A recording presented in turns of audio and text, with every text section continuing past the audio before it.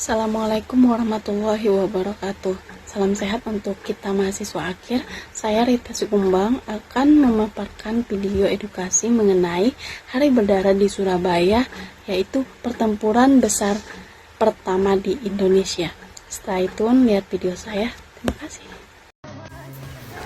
Di timur Jawa, kota yang kelak dikenal sebagai kota pahlawan, tengah dilanda kecemasan. Ya, karena ada bala tentara dari Eropa yang datang membawa ancaman. Dan di saat itulah salah satu pemuda penting di jalannya perang ini hadir untuk ikut membakar bara perlawanan, yaitu Bung Tomo. Pertempuran Surabaya pada 10 November 1945 merupakan salah satu momen paling heroik dan menentukan dalam sejarah perjuangan kemerdekaan Indonesia. Peristiwa ini dikenal sebagai salah satu pertempuran terbesar antara rakyat Indonesia dengan tentara sekutu yang didukung oleh tentara Belanda yang berusaha kembali menguasai Indonesia setelah proklamasi kemerdekaan pada 17 Agustus 1945.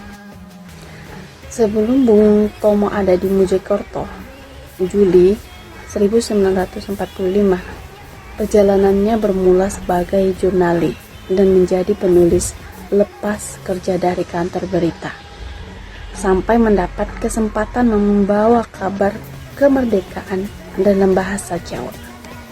Namun sayangnya berita kemerdekaan belum menjadi akhir manis dari rakyat Indonesia. Sesaat setelah proklamasi dibacakan, Indonesia lagi semangat-semangatnya ngibarin bendera merah putih. Namun, di satu hotel yang bernama Hotel Yamato di Surabaya pada tanggal 19 September, bendera bercorak lain berkibar. Pemuda yang baru merasakan kemerdekaan merasa terhina dan ngelawan sampai bendera sang lawan berhasil dihilangkan. Peristiwa itu membuat warga Surabaya menjadi waspada karena mereka tahu pendatang bisa saja kembali untuk menjajah. Di sisi lain, pasukan sekutu datang ke tanah Jawa. Katanya mereka datang dengan tujuan yang netral. Tapi tentu kedatangan mereka tetap membuat rakyat Indonesia curiga. Takut sang penjajah lama membonceng di belakang. Dan ya, benar saja terjadi pergerakan dan ketegangan. Lalu pada puncak sang pimpinan lawan sampai merenggut nyawa. Inggris pun murka dan memberikan sebuah ultimatum buat warga Surabaya.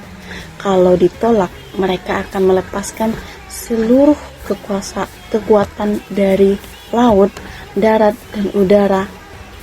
Surabaya pun semakin cemas ingin menghindari peperangan pertumpahan darah ini. Tapi keputusan akhir tercipta, yaitu kedaulatan bangsa akan tetap dipertahankan. Ketika perang sudah di depan mata, rakyat-rakyat mulai berkumpul dan bersiap, termasuk tokoh sang pejuang, yaitu Bung Tomo. Melalui siaran radio, Bung Tomo terus-menerus membangkitkan moral berjuang melalui pidato fenomenalnya. Bismillahirrahmanirrahim. Merdeka! Saudara-saudara, rakyat jelata di seluruh Indonesia, terutama saudara-saudara penduduk kota Surabaya, kita semuanya telah mengetahui bahwa hari ini tentara Inggris telah menyebarkan pamflet-pamflet yang memberikan suatu ancaman kepada kita semua. Kita diwajibkan untuk dalam waktu yang mereka tentukan menyerahkan senjata-senjata yang telah kita rebut dari tangannya tentara Jepang. Mereka telah minta supaya kita datang pada mereka itu dengan mengangkat tangan. Mereka telah minta. Hari pertempuran pun datang.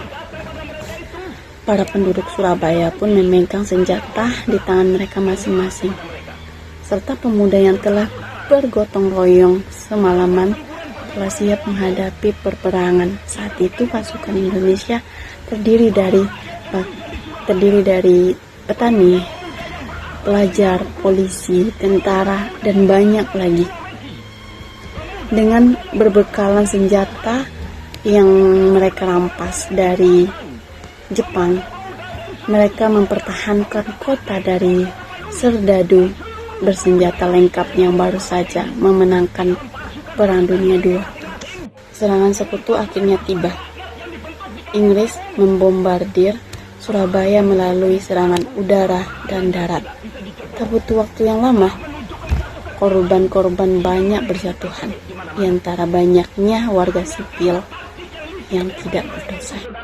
Dari hari ke hari, perang berjalan awet dari pintu ke pintu. Sampai ke pekan pertama, pihak lawan berhasil memasuki beberapa lokasi tertentu.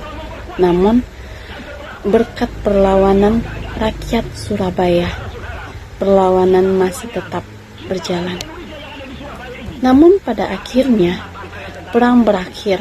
Diperkirakan kurang lebih bangsa Indonesia gugur sebanyak 15 orang dan korban pihak Inggris 1.500 orang dari 3 minggu perperangan. Walaupun pasukan Indonesia berhasil dipukul mundur, kelak para pasukan Inggris mengaku bahwa perang di Surabaya menjadi yang terberat pasca Perang Dunia II ini. Makanya 10 November menjadi hari kita mengenang para pahlawan.